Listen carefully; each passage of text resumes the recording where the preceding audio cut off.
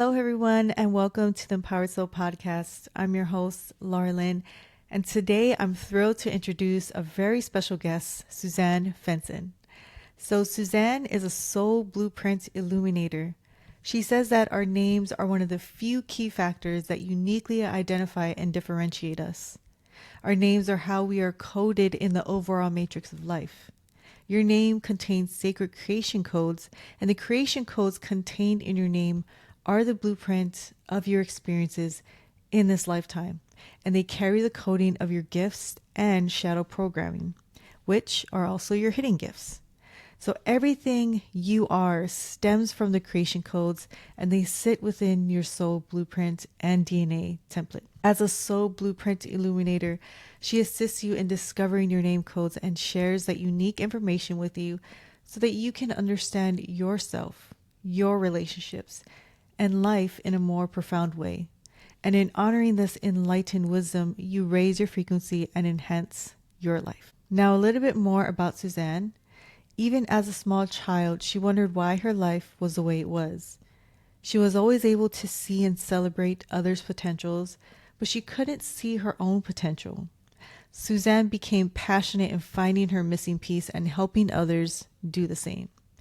So, with 20 years of life purpose coaching and discovering the sacred sound codes in her own name, it allowed her to understand what that missing piece was and to move forward in attaining her potential and assisting others in activating theirs in a more powerful way. Suzanne, tell me how and where did this all start for you? Well, like you had said in the introduction, I'd been questioning my purpose pretty much my whole life. And I'd been working as a life coach, and I just didn't feel like we were really tapping into the soul essence of people.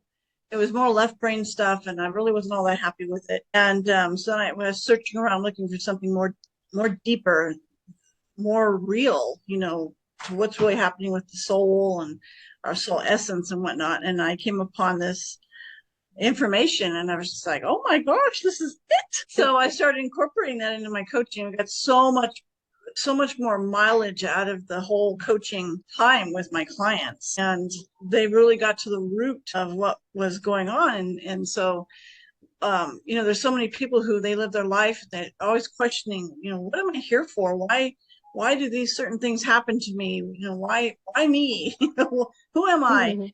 And those are such Yeah. important questions, and we need to be able to answer them. And we really couldn't answer them on more of a kind of above level and not a deeper level. So now with these codes, the sacred sound codes coming in and how they affect the very foundation of your life, we have those answers now. So I'm so excited about that.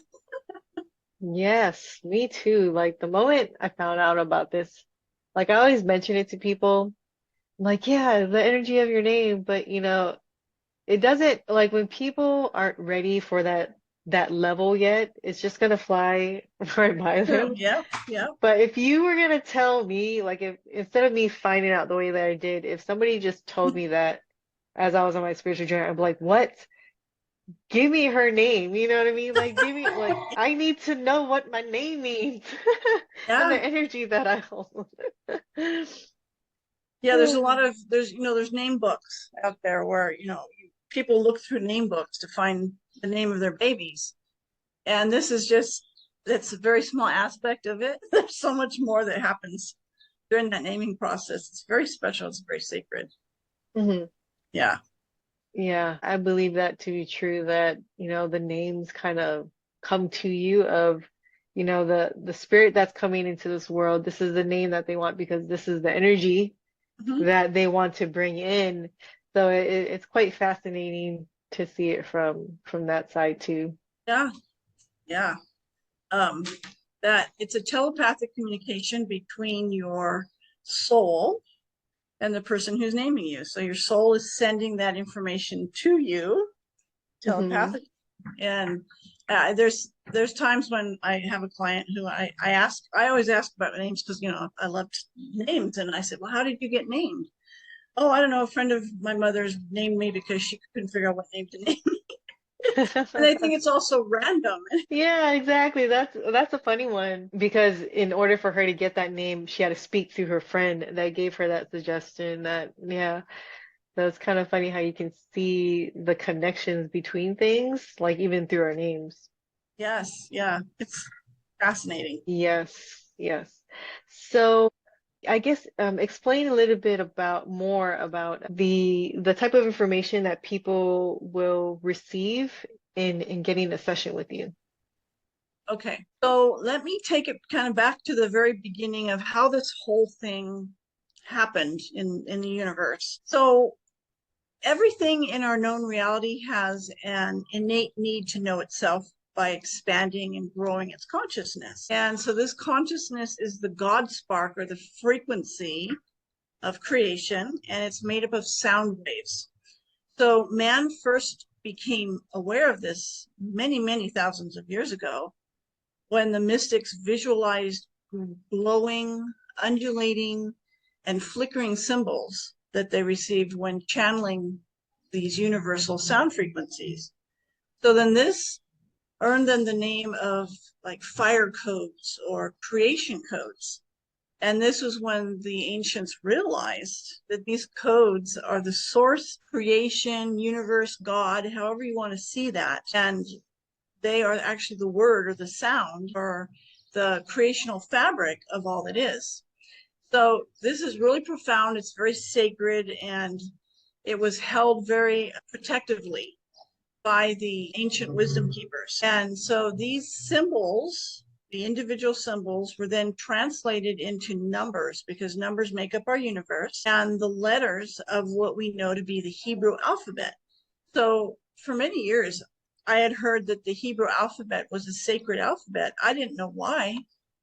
But once I started working with this process, now I know. So the codes are the living light language keys, which are pure consciousness, and they hold quantum coded information at the infinity level or the collective universal field. And they are genetic sequences that exist within our DNA. So when your soul comes in and someone's looking to name you, that DNA is lighting up and that soul is sending telepathic messages to whoever's going to be naming you. And each code is light coded information that we communicate with on an infinite level where pure potentiality prior to form exists. So, everything is energy. And at that point, you are still energy. And so all this energy is moving and aligning to what your soul really desires for this lifetime for you. So this information is very sacred, like I said, and only the mystics really understood its beauty and power. And then they would understand by seeing the soul essence of their community members. They would understand that individual at the soul level, and it was common in ancient times. We've lost that. They had come to the point of realizing that every thought that we think and every word that we speak has its own frequency. And that allowed them to realize that how a person was named or referred to resonated with the codes correlating with the letters or the sounds in their name. So this created a blueprint for their life. And this knowledge was used by the esoteric leaders to honor and assist in the spiritual journeys of individuals and their whole communities, and remain the domain of the esoteric leaders for thousands of years. Over time, it was lost to all but a few.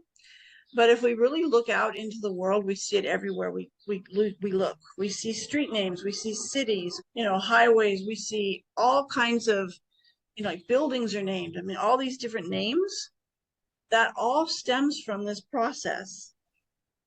So it's very utilized at a very high level, and most people have no clue that any of this is going on when these names are coming up.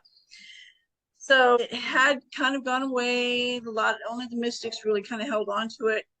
And then it was rediscovered and resurrected in the 1950s by a man named Frank Alpers, I should say.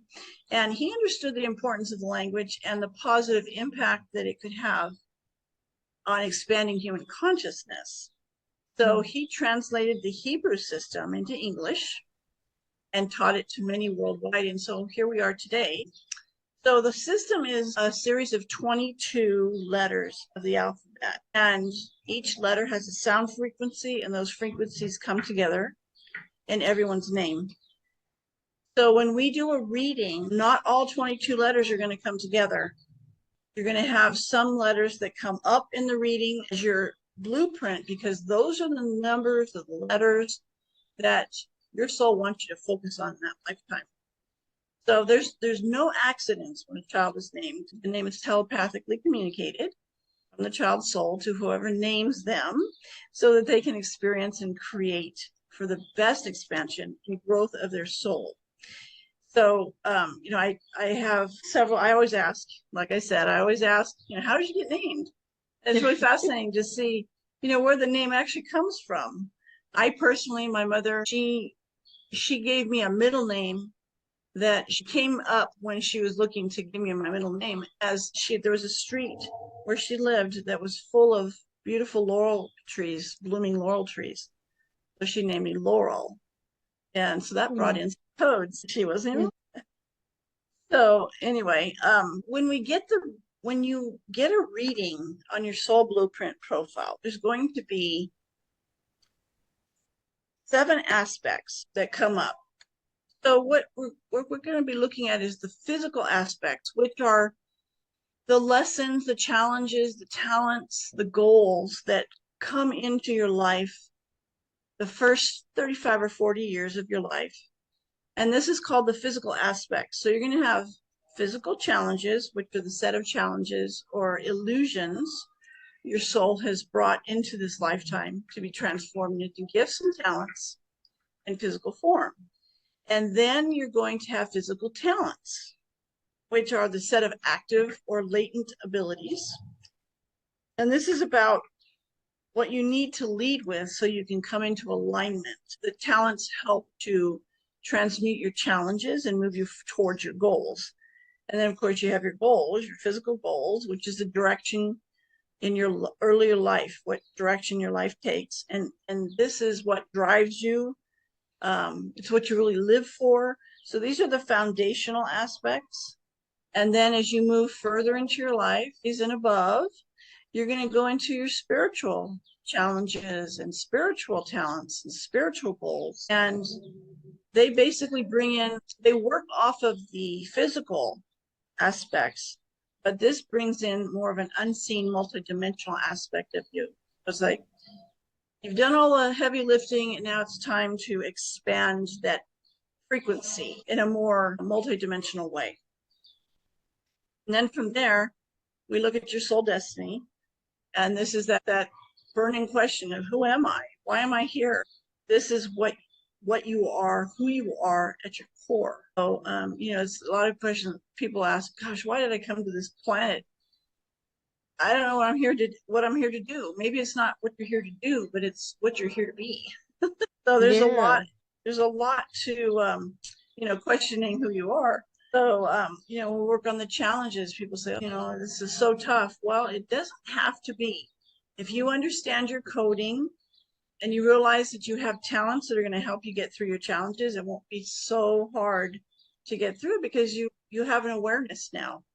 The challenges are the lessons that your soul has orchestrated to give you the richness of experience that is best suited to your purpose. And then, of course, there's the talents that are there to help transform those challenges and assist the attainment of your goals. And then, of course, all these aspects culminate in your realizing your soul destiny. So with each aspect of your profile, you'll find varying degrees of embodiment and shadow aspects of the codes, depending on where you are in your life purpose journey.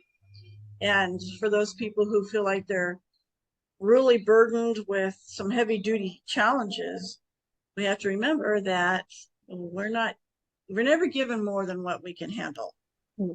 Yeah. And so when it comes to getting a reading, what we'll do is we will introduce all of the different codes, and then we'll look at the different, what does it look like to be fully embodied in that code?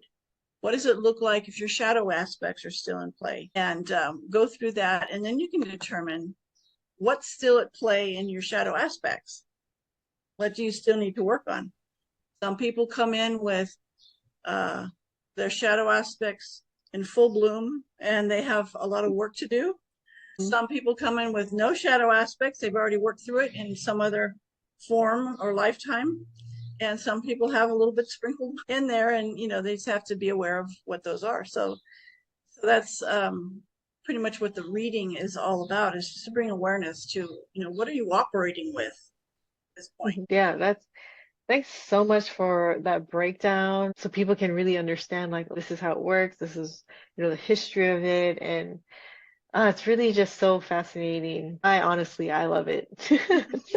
Well, as we all raise our vibrations, and we are all doing that right now, may not feel like it because we're all feeling kind of with a lot of the energies that are coming in, but we are raising our vibrations. So it's really interesting to get to know this information, because then you see yourself at a whole different level. Yeah, really. It is like a game changer, right? It's like a paradigm shift. It's like bringing more awareness so you can go ahead and do what you need to do to up level yourself, right? Yes.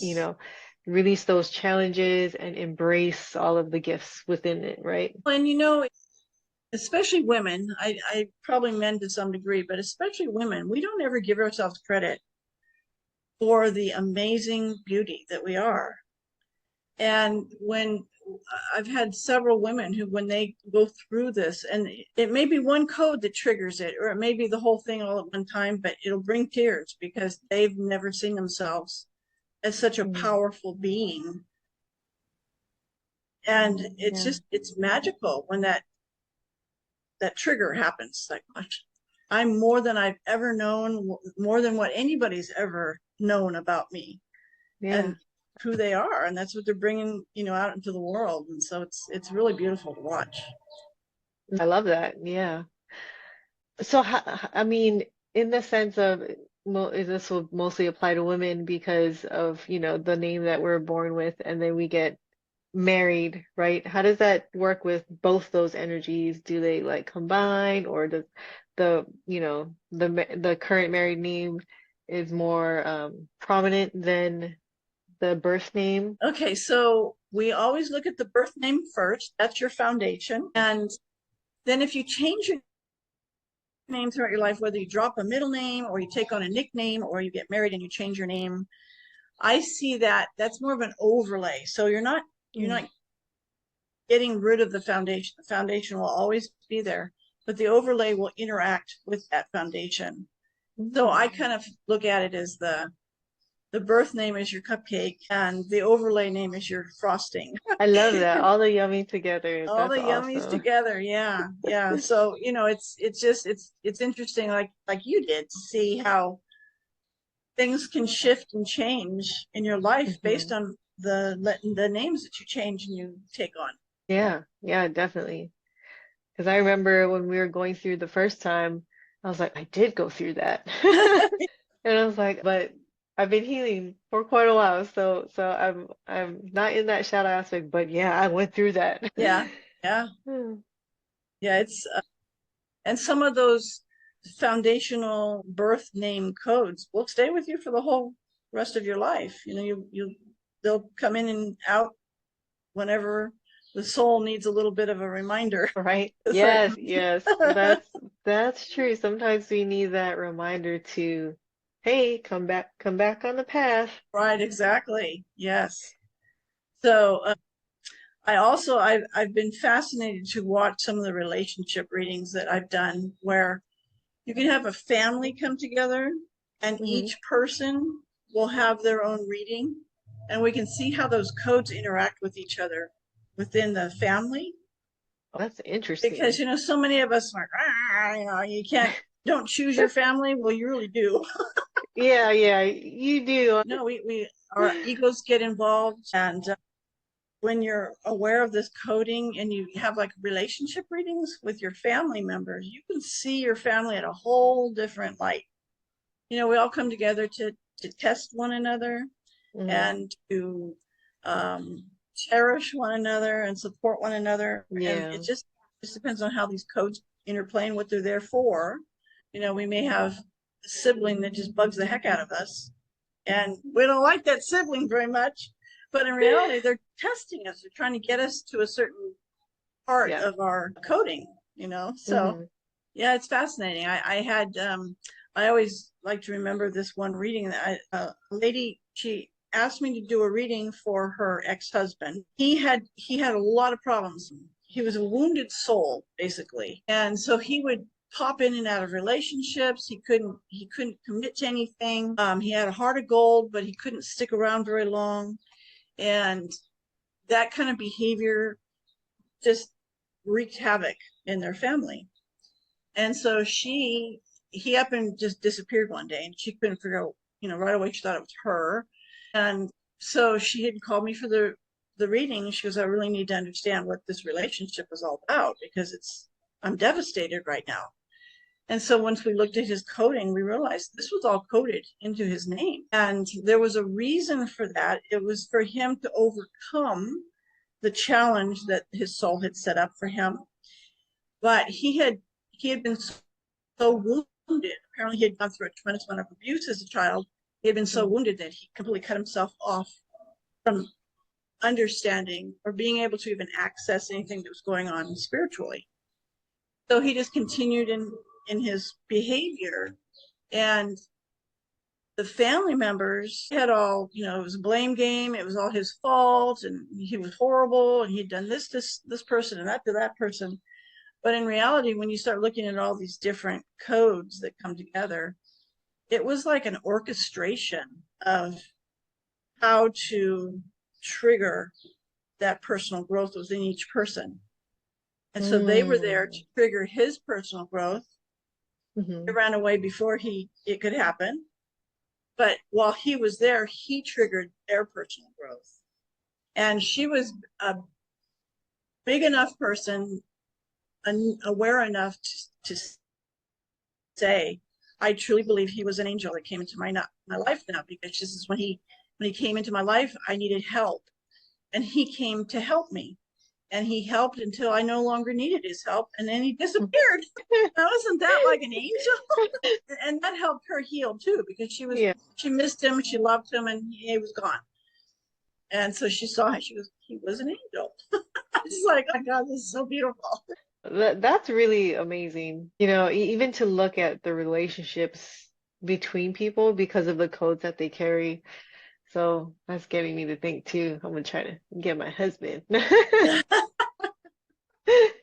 Babe, I All want you to about, do this. I want to see what your sacred name codes say. yeah, yeah. Because even I didn't. All I did was drop my middle name. I've kept my birth Oh, name my okay. life, but I dropped my middle name, and it added some interesting codes in. So it helped me understand kind of what makes me tick when it comes to more of a professional nature. I've always Hmm. known that I like details and I like to help people and whatnot, but then along comes these other codes that say, okay, well, now in your later years, you're going to be doing more networking. You're going to be connecting with people and facilitating groups and doing these kinds of things. And I'm just like, that's so true. That's what I'm doing. That's awesome. Yeah. So yeah, it can go in a number of different directions, and everybody's codes. You may have the same numbers that come up in your profile, but every single person is different. So those Hmm. numbers can translate differently for every person. Really fascinating. I keep saying, Yeah, yeah, that's true. Because I was also thinking about people who have common names and they all have, but then there's also like how there's information about us with our gene keys and human design and our yes. natal charts, and it's like all of these different aspects is kind of just like another piece of the puzzle to understanding who you are on a deeper level. But yeah, I've always, ever since you did my first reading back in 2021, I was like, I want to get one for my kids, but I feel like I maybe wait till they're a little older because as much as I want to get the information for myself, I kind of want them to sit with us so they can talk with you if they have any questions that come up, that they can express that. And yeah, I feel like the younger you get to have these type of awarenesses, the better, because you start to learn who you are and why you're here. And because a lot of times people may grow up feeling like, what is life? Yes, exactly. Our kids today are so pressured by social media, by their peers and whatnot, and they don't Mhm. really know who they are. They're hearing all this other stuff. They're surrounded by this other stuff. And when they do get that information, it's their foundation that they can draw from no matter what happens in their life.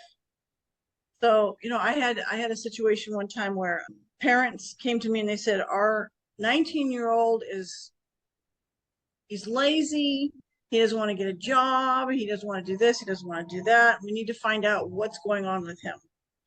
Well, it turns out he was clairaudient, so he could hear their thoughts, and he had gotten to the point where their thoughts were so much superimposing into his thoughts. He couldn't tell what his thoughts were and what their thoughts were.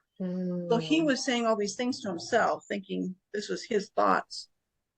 And once we brought that out, and the parents kind of stopped with the negative talk, we were able to open up to what he really what he really wanted, and it surprised him because he never had that chance to actually do the self exploration. Mhm. And they wanted him to go to college, they wanted him to do this and that, this, and he was just he wasn't into that. And so many parents, they want to parent their kids in a way that, okay, well, I didn't get to do this, so now you can do it, and we're going to make sure that you Mhm. do it. Yeah. And that's so not what he was about. He was so very differently wired. And so we were able to identify that. And he went out and got himself a job at a winery, and he became like the winery manager. And I would have never in a million years thought that of him, but he was very successful. And years later, his mother came to me and said, "Oh my gosh, I can't believe how this whole thing turned out." So yeah, so it also helps the parents become better parents when they realize Yeah. how special their kids really are. We all say our kids are special, but we see it as, intellect, when there's this Mhm. whole spiritual aspect that we need to be tapping into also. That makes Yeah. them even more special. Yeah. That's true. Yeah. That's such Yeah. a great story. I thought it was kind of fun, but it was kind of sad at the same time because he was just Mhm. broken. His Yeah. parents' thoughts that they'd put into his mind was just devastating, but he was able to overcome it. Oh, that's so great. That's awesome. And that's why it's good for the parents to have that awareness too, you know what I mean? Like, what are you projecting onto your kids because of how your parents treated you, that generational pattern that's being repeated, and stopping it in the tracks like, no, I choose to do better and be better. And it also allows you to see, you may not have their codes or whatnot, but knowing how they treated you and then understanding your codes can help you understand them and how and why they did what they did. So, I like that too. I like the exploration of taking this in different directions, like mhm, relationships, and then even with your children and even with your parents, just based upon their names. So that's really amazing, because for like human design and gene keys, you kind of need the date of birth, the place, the time. This, you just need the name. And if you want to kind of just go back and see how the generations were before you, you just give them the name, and you mhm, can kind of just explore that. So that's awesome that I can just yeah. expand that way. Well, so much of us, we carry anger and fear and sadness. We carry their stuff with us, and then Mhm. we carry it into the next generation. And if we can just stop it Yeah. by understanding this, then we don't carry it forward. And then the next Yeah. generation doesn't have that burden. Yeah. That's true. And then you can teach them everything that you're being aware of now, and then they can take that forward, right? Those gifts, Yes, those awareness, and the empowerment and the healing of it all. yes, our time has come. Yes, yes, yes. Just really I appreciate what you do, and you're the only person that I know that does it. So you're like a rare gem. And I'm glad to have found this rare A gem. rare gem. Thank you.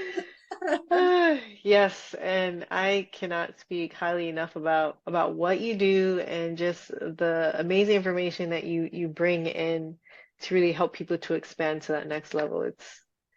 It's a gift. It's a beautiful gift that you give to Thank others. you. Thank you. I love doing it. Yeah, and we have a promotional gift for your members who are listening. Yes. Yeah, so if anybody's interested in learning more, you can go to my website, SuzanneFensin.com, and cruise around in there, see what if you have any questions and whatnot. Just click on that contact and send me a message. I'd love to talk to you.